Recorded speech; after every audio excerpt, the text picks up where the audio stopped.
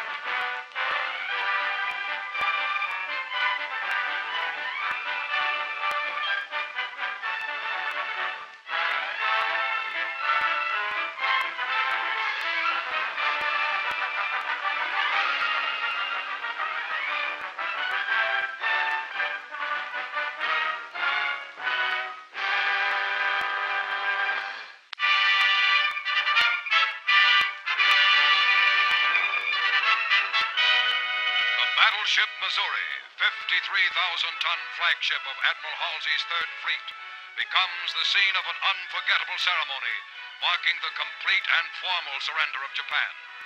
In the Bay of Tokyo itself, the United States destroyer Buchanan comes alongside, bringing representatives of the Allied powers to witness the final capitulation. General of the Army Douglas MacArthur, Supreme Allied Commander for the occupation of Japan, boards the Missouri. Fleet Admiral Nimitz, Pacific Fleet Commander, and Admiral Halsey welcome MacArthur and his Chief of Staff, General Sutherland, aboard. Admiral Nimitz escorts General MacArthur to the Missouri's veranda deck, where the 20-minute ceremony is to take place. It is Sunday, September 2nd, 1945.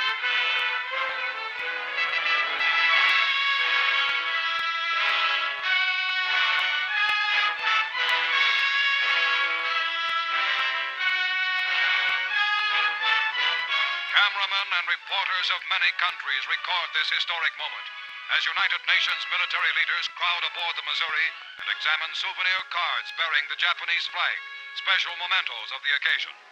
And now, in a Navy launch, the Japanese surrender party arrives. They are headed by Agent Mamoru Shigemitsu, Foreign Minister of the Japanese Surrender Cabinet, who was wounded by a Korean patriot in Shanghai years ago and walks on an artificial leg.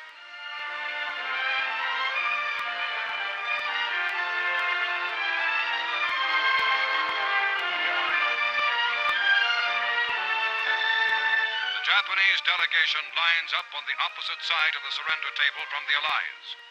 A war which had entered its 8th terrible year in China, which had raged for 3 years and 9 months for America and Britain, which was the brutal, costly eastern half of the most horrible worldwide war in human history, is now within minutes of ending for good. General MacArthur speaks.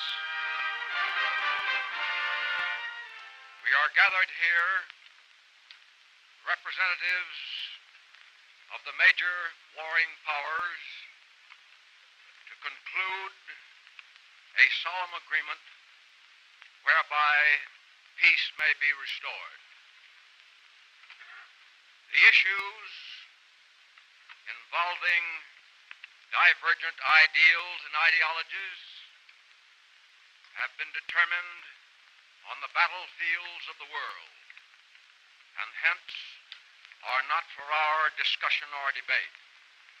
The terms and conditions upon which surrender of the Japanese imperial forces is here to be given and accepted are contained in the instrument of surrender now before you.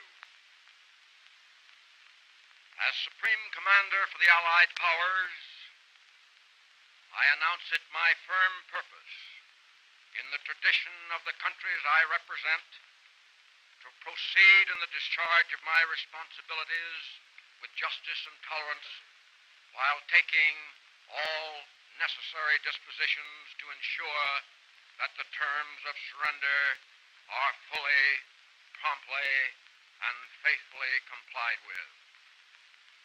I now invite the representatives of the Emperor of Japan and the Japanese government and the Japanese Imperial General Headquarters to sign the instrument of surrender at the places indicated. Mr. Shigemitsu comes to the surrender table. These dramatic first pictures were made by newsreel war correspondents and Army and Navy cameramen and were specially flown back from Tokyo. The time is 9:05 a.m.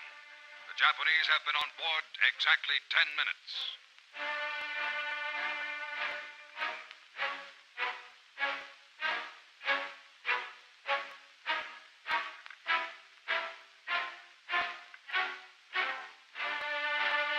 General Yoshijiro Umetsu of the Imperial General Staff signs for the Japanese Army. The surrender documents by which Japan agrees to lay down arms completely and to obey all Allied orders issued by General MacArthur were printed by the Army on rare parchment found in a basement in ravaged Manila.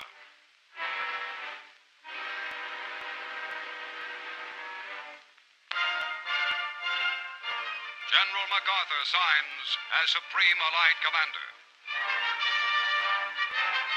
The first pen used is presented to General Wainwright of Corregidor.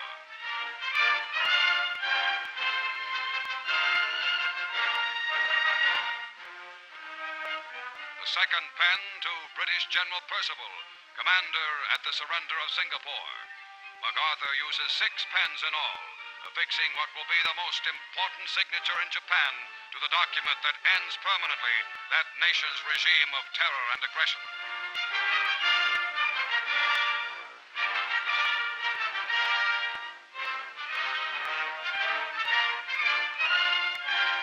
For the forces of the United States itself, Admiral Chester Nimitz signs. Behind Nimitz are the Third Fleet's Admiral Halsey and Admiral Sherman, famed amphibious commander.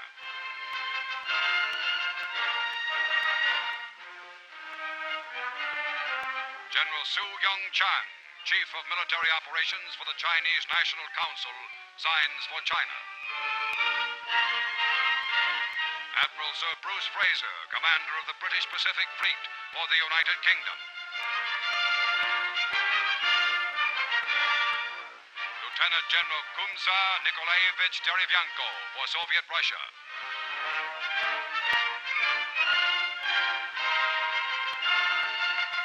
General Sir Thomas Blamey for Australia. Colonel Lawrence Moore Cosgrave for Canada. General Jacques Leclerc, hero of Africa and Paris, for France.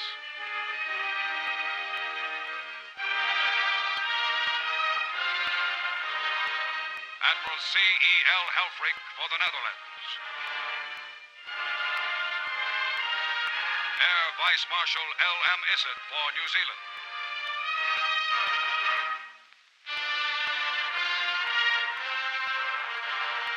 Concluding the brief history-making ceremony, General MacArthur expresses a wish.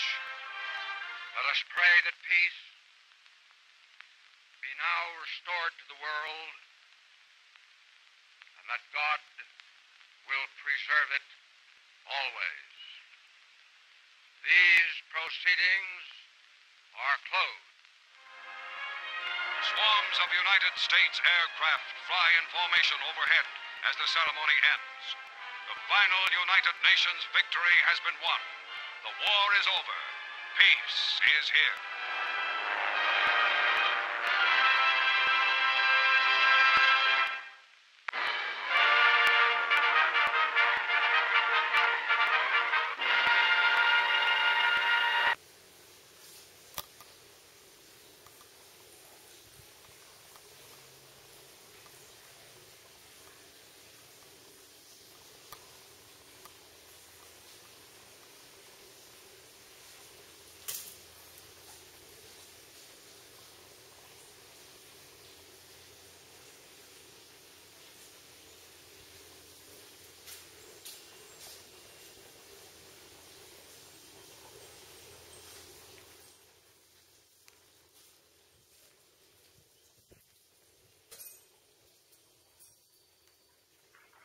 George Gershwin's Rhapsody in Blue.